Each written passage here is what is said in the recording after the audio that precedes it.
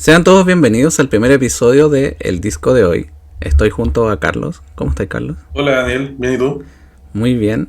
Para darle un poquito de contexto de qué va a tratar esto, es que nosotros nos encanta la música. Siempre hemos compartido muchas bandas en común, pero hay algo que se perdió un poco, que fue de tomar los discos de principio a final. Entonces queríamos darle vida como a estos discos que quizás no han sido los mejores valorados, que en su momento se perdieron por ahí, que tuvo uno que otro single, pero queremos encontrar como las joyas ocultas y volver a retomar qué significa escuchar un disco de principio a fin. Carlos, ¿me podéis contar de qué vamos a estar hablando este primer capítulo? Hoy, en el disco de hoy, hablaremos de Adore, de Smashing Pumpkins. Smashing Pumpkins, una banda de rock alternativo fundada en Chicago en el año 1988, con Billy Corgan como cabeza o como líder, y comprende vigencia hasta el día de hoy. Smashing Pumpkins ha sufrido distintos cambios en su formación, sin embargo, ha sido una banda que ha permanecido en el tiempo y que ha tenido una vigencia bastante notable hasta la actualidad. Y vienen a Chile ahora pronto, así que para hablar un poco más del disco Adore y cuál es su contexto y la importancia de este, en su momento, este disco salió después del Siamese Dream, del Melancholy. Este es su cuarto álbum y tuvo una recepción bastante mala por parte de los fans. La crítica lo aclamó mucho, partió así como súper bien en ventas, pero después esto se desplomó. Incluso el mismo Billy Corgan, que creo que es el que maneja la cuenta de Instagram de Smashing Pumpkins, hace memes así cuando dice escuchando el disco en el 97 y escuchándolo en el 2024, y como que son como el tipo así que pone la mano así como no quiero saber del disco, y después así como dice como que es muy buen disco. Entonces la idea era retomarlo porque es un disco súper interesante que hizo como un quiebre de todo, como la gran obra maestra que fue el Melancholy y la repercusión que tuvo en el público. Porque si hablamos un poco de por qué la gente no lo quiso, porque hicieron un cambio rotundo en su música y en el estilo que tenían. Y yo creo que todos esperaban un Melancholy parte 2. Usualmente eso no es muy aceptado por muchas fanaticadas, que las bandas tomen un sentido más experimental y otro rumbo en base a su música. Aquí Sí. claramente pasó eso. Sin embargo, como tú dices, es un disco bastante interesante y por eso lo vamos a analizar el día de hoy. Vamos a partir, desglosarlo canción por canción.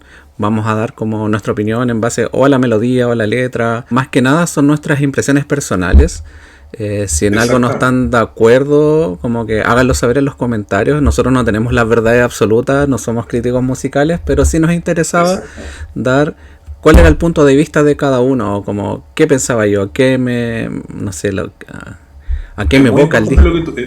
Es muy importante lo que tú dices. Esto básicamente es nuestra opinión, ¿ya? Sí. Independiente si el disco sea... A nosotros nos gusta, pero de gusto o no gusto del resto, en realidad esto se toma como algo netamente subjetivo y que la gente lo entienda así. En realidad no estamos criticando ni mucho menos, sino que básicamente damos nuestra impresión sobre lo mismo. Lo enriquecedor de esto, porque igual hemos estado haciendo como pruebas con Carlos y tomar discos que a uno le puede, no sé, a mí me puede gustar y Carlos como que nunca lo había escuchado, y empezamos como con esta dinámica de descubrir cosas, de cuál es la canción como que más te llama la atención del disco, o a qué te evoca un disco que puede ser un clásico para alguien, pero para otro es algo totalmente nuevo, y puede ser muy bueno para uno y horroroso para los otros. Vamos con el primer track, que es To Sheila.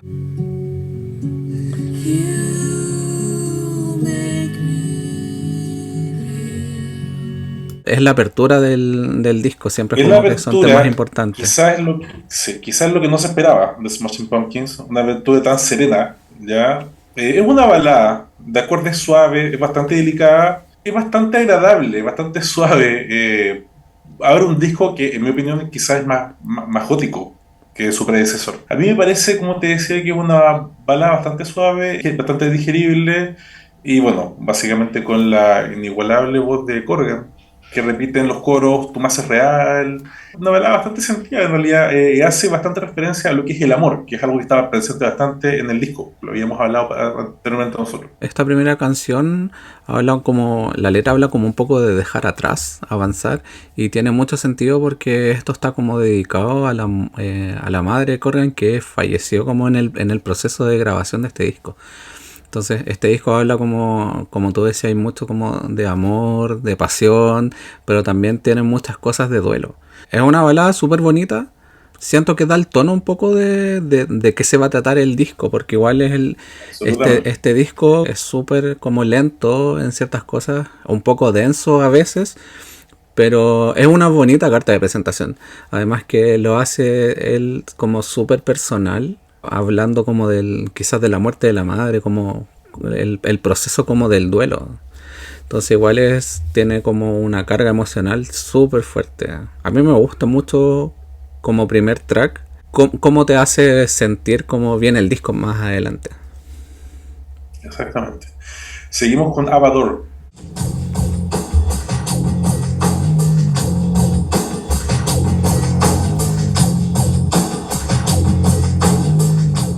Primer single del disco, Así el es. single con el cual se presentó al mundo Adore. Sí. Es una canción ya más abiertamente rock, también habla de relaciones, tiene una letra bastante peculiar.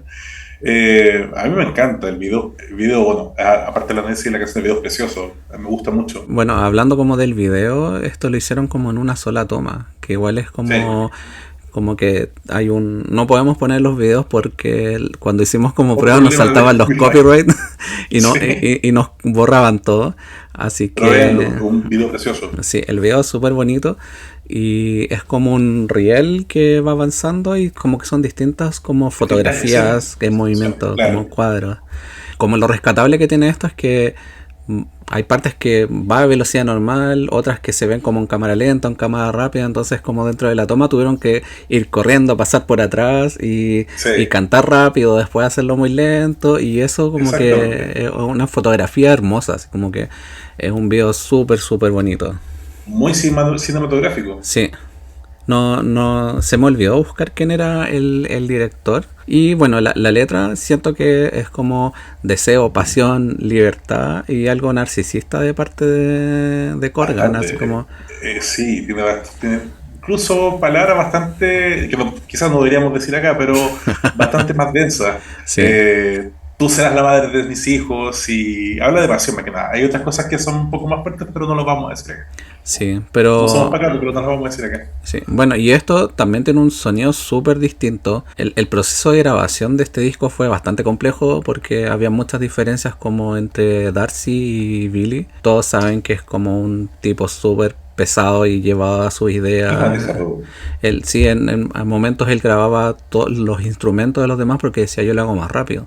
Entonces, Sí. como que tiene mucho de como del ego y del narcisismo que Eso se suma a lo que, perdón, disculpa que te interrumpa, a lo que sí, dices tú, que claro, además viene del hecho de que echó o salió el baterista que tenían anteriormente, entonces eso también cambia un poco las cosas, creo yo. sí, y tomando eso, es como en esta canción se ve súper reflejado como el uso de las bases rítmicas, que no tenía el Sí. Melancholy. En el transcurso del disco hay unas canciones que tienen súper marcados, yo creo que, y eso es lo que chocó como como a los fans. Bueno, a mí me encanta Smashing Pumpkins de chico, entonces para mí fue como, ¿qué está pasando acá? Porque me cambiaron como la tónica no sé, de lo que era el Melancholy o los primeros discos como el Gish o el Siam Streams, que esto es algo súper distinto, nuevo, electrónico, y yo creo que esta fue como la punta como del iceberg hacia los fans y decir como qué está pasando o en qué momento esto cambió de forma tan abrupta. En realidad fue un quiebre en lo que venía haciendo la banda hasta ese entonces. ¿Ya? Claro. Quizás la gente se esperaba una vuelta de tuerca del Melancholy, pero no fue así. Y por un lado se agradece. Pero en su momento fue súper, súper criticado. Muy criticado. Yo, este disco, como que Ah, bueno, tengo el disco físico igual acá. Que acá lo puedo mostrar. Que esta El es arte es la. precioso, me Sí, encanta. esta sí es la remasterización. Porque tiene la portada como a color. Sí, el otro es blanco y negro. Sí, la otra es como en blanco y negro.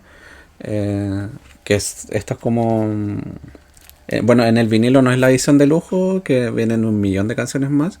Yo lo tuve en algún momento, ya no, pero está en mi lista de deseos para más adelante. Bueno, el track número 3 es el segundo single.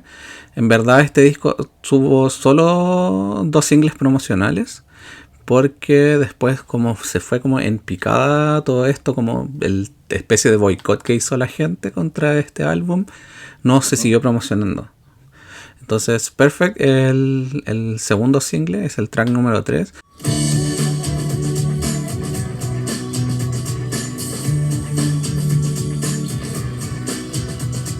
La canción habla un poco de la insatisfacción, de la frustración, y ocupando la palabra como perfect casi de una forma irónica, o de querer autoconvencerte de que todo va a estar bien o va a ser mejor, como que la idea así que era un tipo de mantra, como que estabas tratando de Sí. explicar. Mira, a mí Perfect, esta es mi apreciación, ¿cierto? Me suena un poco parecida a 1979, el disco anterior. No sé por qué, la tiendo a asociar, la tiendo a confundir de repente. De hecho, Rítmicamente me parece un poco similar, de hecho. sí, tiene como esa melodía como súper suave, pegote, pero tiene relación con 1979 porque hicieron como la continuación de el videoclip, son los mismos actores. Son los mismos actores que cuando eran adolescentes y después los muestran cuando en sus relaciones cuando están grandes.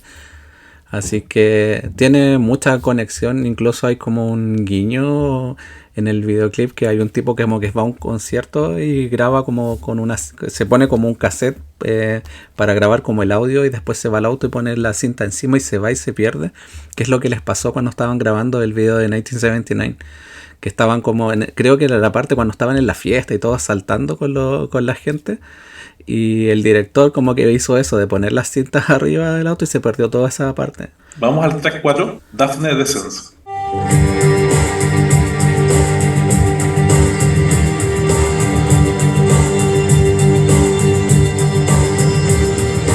Este es como un tema que es como mucho más rock y Sí, es potente. Yo lo hubiera, no sé, si hubieran tenido más singles, y como que hubiera sido un súper buen muy buen tercer single. single, porque Sí. como que va como de la mano con Avador, pero volviendo como a las raíces más duras de Smashing Pumpkins. Concuerdo contigo, me parece una canción más sombría, no me acuerdo lo que es el disco, en base a amor, relaciones, en fin. Habla básicamente, claro, de, valga la redundancia, amor, en el coro dice tú lo amas, y dice bastante lo que es el disco en realidad, o sea, hablar sobre las relaciones y lo que está pasando en ese contexto. Ya, como tú dices, tenía mucho potencial para hacer un nuevo single, Sí, lamentablemente se quedó en el camino. sí. No, yo creo que al estar como volviendo a revisar el disco, es como una de mis favoritas que no fue single, como de los temas como no conocidos del disco, no promocionados, para que también le den como un ojo y una oportunidad, porque el tema está súper bueno, es Es muy bueno. pegote, es Sí. rockero, y está súper, súper bueno. Es bastante densa, yo la siento como una canción como bastante casi desgarradora. O sea, en realidad es una de las que prohibió hacer skip en el disco, porque realmente es muy buena. Bueno, la siguiente es Once Upon a Time.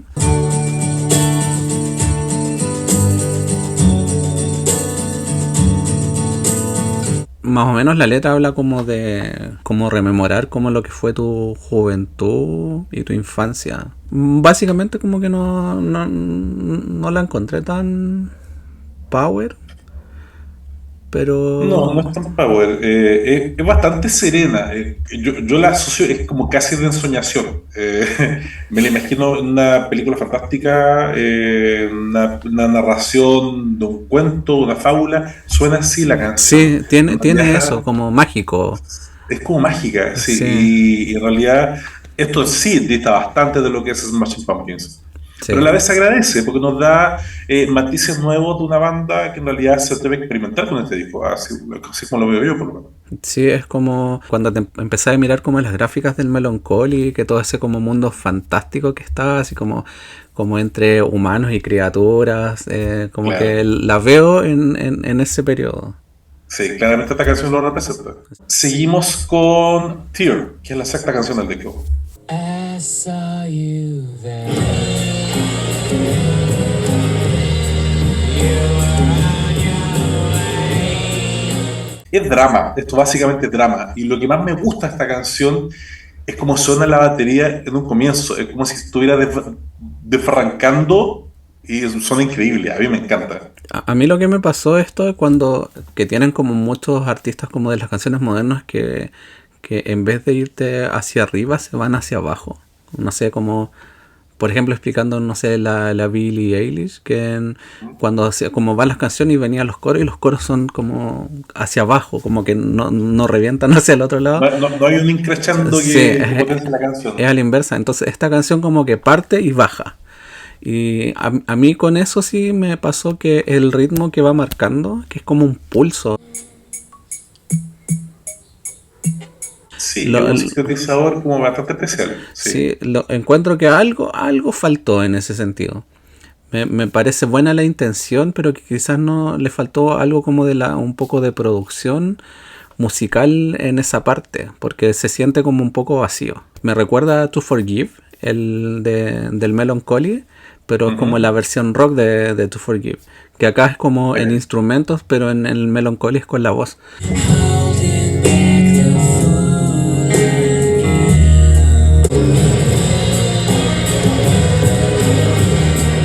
Entonces eso me recordó mucho, así como que fuera como en la continuación, pero hicieron la versión rock de esto. Bueno, seguimos con Crestfallen.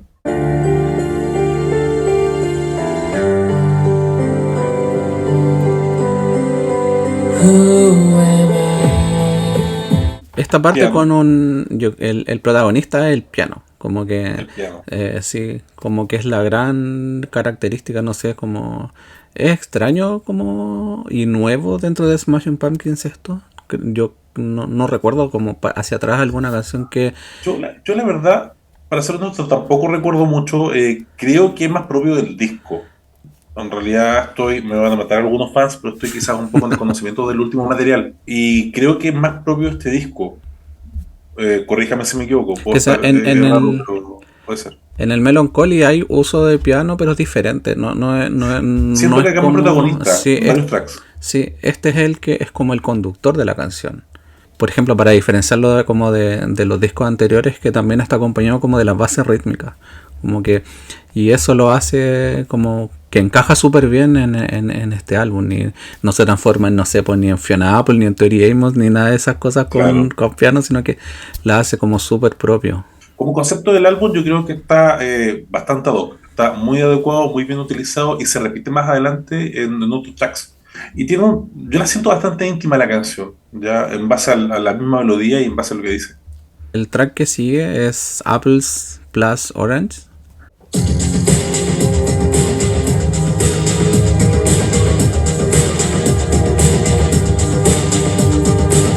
Es una de mis favoritas del disco. Y sí, esto es básicamente casi pura electrónica, pero me encanta porque es lo que no se esperaba de Smashing Pumpkins, pero tú sabes que son ellos. Sí. Bueno, básicamente por la voz inconfundible de Billy Corgan, pero es una de las canciones que a mí más me gusta del disco. Es una de mis favoritas. No sé qué opinas tú de esa Sí, canción. no, esta también. Yo creo que esta canción igual es de las que define el disco. Como que tiene el sello de Adore. Es como, no sé, es como nuevamente como las bases rítmicas que tienen, que se ve como quizás por la ausencia del baterista que es en el momento. Entonces, por ese lado como que fue la experimentación del disco y es un tema que es súper bonito, así como que a mí me gusta mucho. Me encanta. Es uno de mis favoritos, concuerdo contigo. Seguimos con Pac.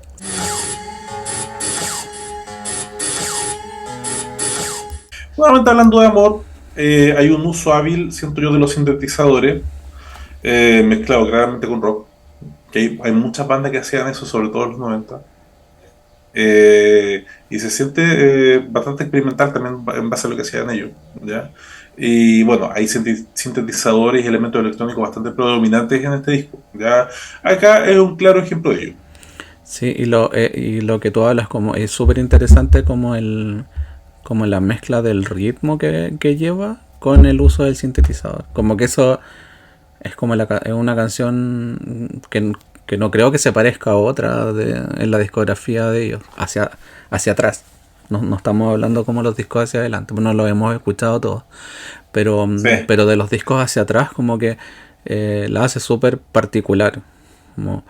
Y la letra es como habla de como de la rabia, de la frustración, de una persona rota. Es súper fuerte como todo esto.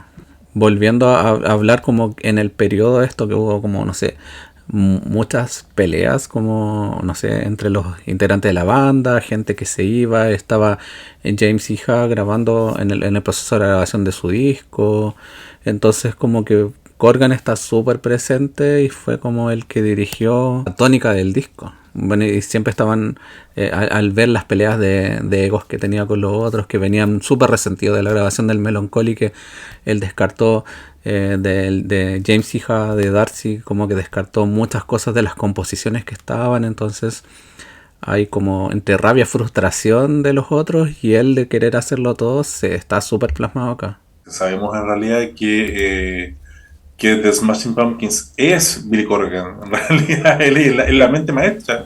Sí. Y eso, como lo hablamos en la introducción al tema de hoy, es quien hace y deshace en la banda, en realidad, y eso se ha traducido en los miembros que han entrado y salido de la misma y en la conformación que ha recibido bastantes mutaciones durante los años de Smashing Pumpkins, pero siendo él siempre el líder. Bueno, en el periodo de este álbum, como que Darcy se va de la banda, llega la nueva bajista, que creo que es Melissa Ostermore. ella es la que de Hole, ¿no? Que The participa Hole. en el segundo en el disco que Sí. sigue. Eso es bastante especial, no estamos saliendo un poco del tema, pero en realidad, y claro, y bueno, después salió Melissa y siempre han entrado bajistas, o sea, siempre han sido mujeres, Femenina, que es sí. bastante particular, es como Sí. quizás un sello también de la banda, Sí. hasta la actualidad. Pero siempre la gente ha querido un retorno de Darcy a la banda, pero parece que no hay muchas intenciones ahí. Al estar como averiguando e investigando, supuestamente se le ofreció un par de veces y ya como que nunca quiso. Además que habían como problemas, que habían unos instrumentos que eran de ella, en un momento como que Billy trató de venderlos y se hizo como todo un drama dentro de eso. Después la trató de una granjera alcohólica, entonces hay una relación súper rota y quebrada que yo creo que ni el Muy malas tiempo cosas. ni la necesidad de dinero los va a volver a poder No. juntar a hacer algo. Seguimos con el track número 10, The Tale of Dottie and Pistol Pete. Dusty skin through doors and imaginary. Yo la encontré como súper suavecita, como muy melódica. Es muy orgánica. Sí, Muy orgánica. Vuelve quizás a lo más primitivo, que es solamente instrumentación. Y siento que en realidad desencaja un poco con la temática del disco, o sea, con lo que es el resto del disco. O sea, sí. no hay mucha relación entre esa y otros tracks, por ejemplo. Es una canción bastante serena, al lado de una historia de desamor y desamor entre Dusty y Pistol Pete. Y se siente así, la verdad, como bastante más ligera y menos densa que el resto de las otras composiciones. De hecho estaba ahora revisando, por ejemplo, las reproducciones de Spotify y es como de las menos reproducidas. Como que Eso puede decir mucho. Sí, eso puede decir mucho como en base al disco. Igual este disco, si hablamos como de los pics, como Avador tiene 51 millones de reproducciones, Perfect 45 y después, no sé, To Sheila 8 millones y después la otra son 3, 2, Pug tiene 4 millones. Se nota como que se fueron como a los singles y la gente no está escuchando este disco. Pero tiene que ver quizás con la mala publicidad o la mala recepción del disco. Yo tengo que ser honesto, yo lo tuve. Es un disco que a mí me gusta, pero en realidad cuando uno tiene discos que a uno le gustan, pero quizás no tanto, uno en realidad se va a los tracks más favoritos y hace skip de algunas canciones. Eso pasa. Al volver a escucharlo nuevamente entero, uno ya toma, no lo percibe de la misma forma que lo percibía de los inicios. ¿Ya? Claro. Y en realidad uno se da cuenta, claro, más de detalle de las canciones y en realidad cuál es como el concepto general del disco. No sé si a ti te ocurre lo mismo. Sí, igual como que volver a retomarlo era como, no sé, mi época de adolescencia y ya escucharlo ya cuando estáis viejo es como que lo tomé de una manera súper diferente. Cuando yo era más chico, como que escuchaba como las melodías y te pegaba ahí con los ritmos, pero ahora me he empezado como a interiorizar un poco más en las letras y de qué están hablando y te das cuenta que es súper denso. Es como, Es verdad, yo coincido mucho contigo. Uno las canciones las toma ahora de una forma muy distinta a cuando lo hacía, cuando, claro, en la adolescencia y cuando uno percibía las canciones de una forma quizás, como tú decías, más rítmica. O sea, en realidad, esta canción es más power o más lenta. En realidad uno, claro, toma más conciencia del contenido de las letras y todo el trasfondo y claro, ya claramente cambia la cosa. bueno, volviendo a la canción, me parece que es como uno de los puntos más bajos del disco, por decirlo de cierta Sí, forma. coincido contigo, no es de las fuertes. No. Seguimos con Annie Dog, Amphetamine, and it down has a leash. que nuevamente tiene un piano bastante presente, ya abriendo el track. A mí lo que me...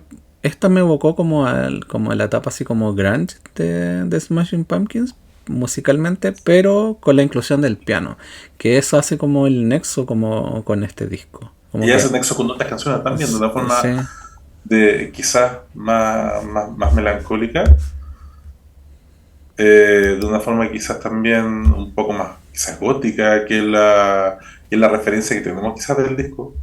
Y es bastante serena, no sé, a mí me gusta bastante. bueno, No considero que sea una canción representativa del disco, pero sí es una canción bastante interesante. no sé si no representativa, pero yo creo que el piano es como lo que junta, como que sea parte de este disco. El track número 12, que es Pero Shame,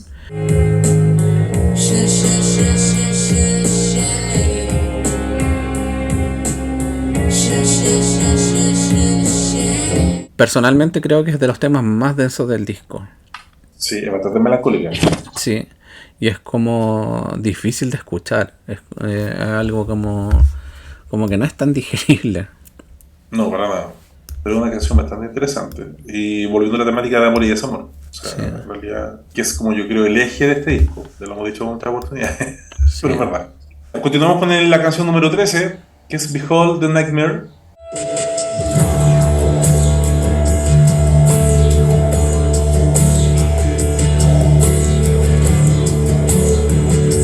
Me gusta cómo suenan los acordes de esa canción.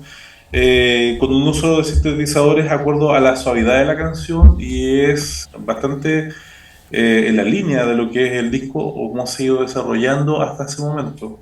A mí me pasa que como una cebolla, así como que va agregando capa Capaz. sobre capa y capa. Y me gusta mucho eso de la canción, como que parte muy sencillita y se va transformando en algo súper complejo. Sí, es más denso. Sí, pero me gusta mucho como la integración de los sonidos que tiene. No le presté mucha atención a lo que hablaba la letra, sino que me quedé pegado como con la melodía. Y como la instrumentalización que va sumando, como que limpia y después vuelve a ir sumando. Sí, eso es cierto. Es una canción que a comparación de otras que tratamos anteriormente en el mismo disco, va en aumento, va creciendo, va poniéndose cada vez más interesante en el desarrollo de la misma. Sí, es verdad. Es una canción que no se puede ignorar dentro del disco y que es bastante interesante. Bueno, sigue For Marta, que es el track número 14.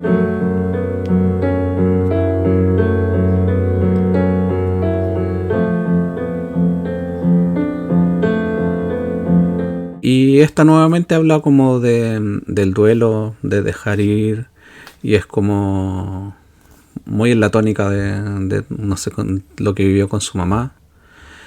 Sí. Y Nuevamente tenemos una abertura de piano, sí, que ya lo habíamos visto en otras canciones de este disco, y bastante melancólica. Hay en un párrafo de la canción que dice, bueno, si tienes que irte, no digas adiós. Como dices tú, es una canción de despedida, una canción bastante triste y bastante melancólica. Es bastante curioso que esté bastante presente la melancolía en este disco, que es como un referente al disco anterior, entonces como es bastante curioso, según mi percepción. sí, y hablando de eso como de un hasta pronto, no me acuerdo cuál era la frase que dijiste, que también habla la canción como de encontrarse como en un siguiente plano, es como te fuiste ahora, pero nos vamos a volver a encontrar. Sí, se interpreta de esa forma esa canción. Sí, como que tiene eso. Es súper bonita y es súper triste. No sé, como de las más Bastante. melancólicas, por decirlo de cierta forma. Es una de las más sentidas, es una de las que más llega del disco, creo yo. Triste es la palabra que define la canción. Sí. Seguimos con Blank Page.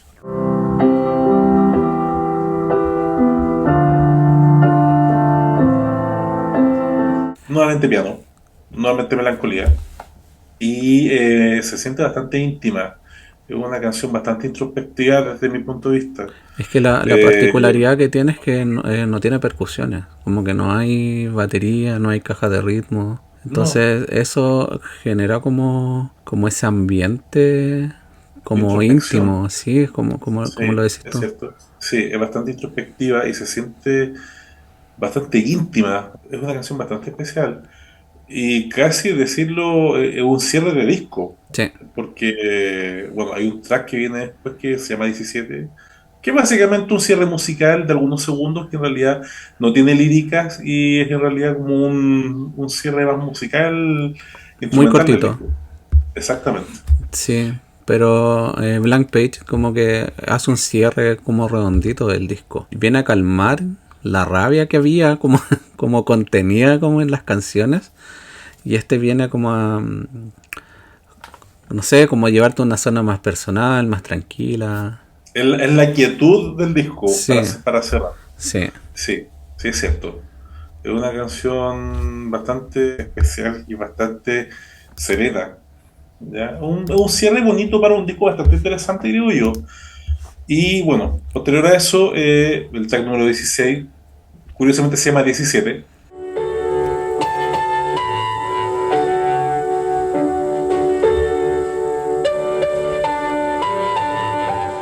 Y como lo hablábamos anteriormente, es un track de algunos segundos, no 17 posee segundos. lírica, claro, y es básicamente instrumentación, Sí. ¿ya? Que se escucha de una manera bastante peculiar, no se escucha tan nítido, Mm. se escucha como si estuviera en una grabación de no tan buena calidad, que es Como lo una que lo hace radio bastante AM. especial. Como una radio M, sí, Sí. y eso lo hace como bastante especial. Es un cierre bonito para un disco interesante. Bueno, que hasta llegamos a todas las canciones y ¿cuál fue tu impresión como en general del disco? Es un disco bastante interesante. Yo creo que es de mis favoritos de Smashing Pumpkins. No es un disco que sea de fácil digestión, por decirlo de alguna forma, para los fans más acérrimos de Smashing Pumpkins, creo yo. Considero que es un disco bastante experimental, bastante interesante. Utilizan bastante el tema del amor y el desamor en construcción al desarrollo de las canciones y lo hacen desde una perspectiva bastante particular, que es mezclando rock, baladas bastante suaves e incluso bastante aporte de instrumentos, no Electrónico. instrumentos, pero de bastante aporte electrónico dentro de las mismas canciones. Sí, ¿Ya? sí. Creo que es un disco bastante interesante. Yo en realidad le hago muy poco skip a muy pocas canciones de ese disco y creo que es un disco que aporta bastante a la discografía de Smashing Pumpkins porque lo hace bastante más experimental y bastante más distinto a lo que ellos están acostumbrados a hacer. No Claro, sé qué te pasa a ti con eso.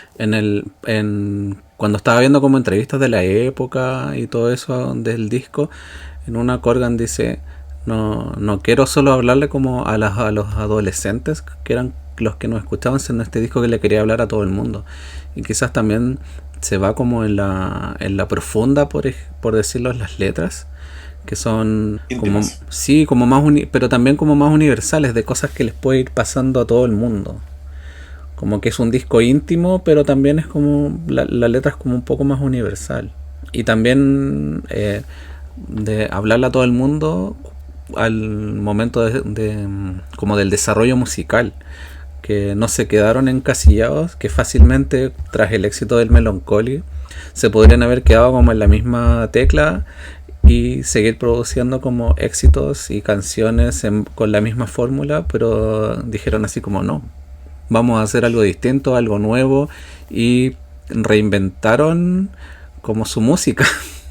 Lo que es bastante arriesgado, pero desde un punto de vista creativo, a mí me dice bastante de una banda. En realidad, hay muchas personas que quizás quieren una vuelta de tuerca de lo mismo anterior, Pero en realidad ellos fueron bastante más arriesgados y en realidad votaron por algo nuevo y eso en realidad se agradece creativamente desde mi punto de vista. Como habíamos comentado antes, este es un disco que tuvo bastantes problemas, como se estaba separando Billy Corgan, habían problemas entre los integrantes de la banda, Miembros entonces despedidos, como el sí, baterista. entonces más que nada es como Billy y con el aporte de los demás, o él Sí. encabronándose, como diciendo yo sigo haciendo todo, cosa que pasó mucho en el Melancholy también, pero se agradece como la vuelta de tuerca que le dieron a esto y proponer algo distinto en esa época, porque también tenemos que decir que vienen de previo a este disco había como bastante expectativa, Éxito rotundo. que fue el tema de Batman, de The End is the Beginning of the End, que ese tema es Sí, porque esa película es del 97 y este disco es del 98. Sí, sí. esa canción fue previa a este disco, sí, tienes razón. Y eso fue Pero como post Melancholy, entonces dijeron la gente pensaba este va a ser el rumbo que va a tomar la banda y vinieron con algo completamente diferente. totalmente distinto, sí. Sí. Qué buena esa canción, Sí. se me había olvidado. Bueno, pero Pero eso bueno, fue como el punto como de, yo creo que decepcionó tanto como las expectativas, porque ese tema es súper potente. es potente, sí. Además que Bastante potente para una película no tan buena, hay que decirlo. sí, y además que ella tenía como su imagen súper trabajada como del vampiro, ¿cachai? Así como súper pálido, pelado, con ese traje completamente negro. Que, Algo que se explota bastante en este disco, sí, ¿eh? sí, sí, pues que Esa imagen. es lo que vende, así como al principio cuando en Avador es como Nosferatus, ¿cachai? Es Claro, como que bastante eso es vampírico. lo que trata de mostrar. Así que siento que es un disco que aportó bastante como en la época, pero fue incomprendido por el público. Pero lo bueno es que ahora lo han estado retomando y la gente le estaba dando la oportunidad de volver a escucharlo y descubrir así como, oye, esto fue como, era muy bacana e interesante y como que todo el mundo le dijo así como, no quiero saber nada de esto. ¿Por qué no le dimos el crédito que merecía cuando fue publicado? Es verdad. ¿Cuál es tu canción favorita del disco?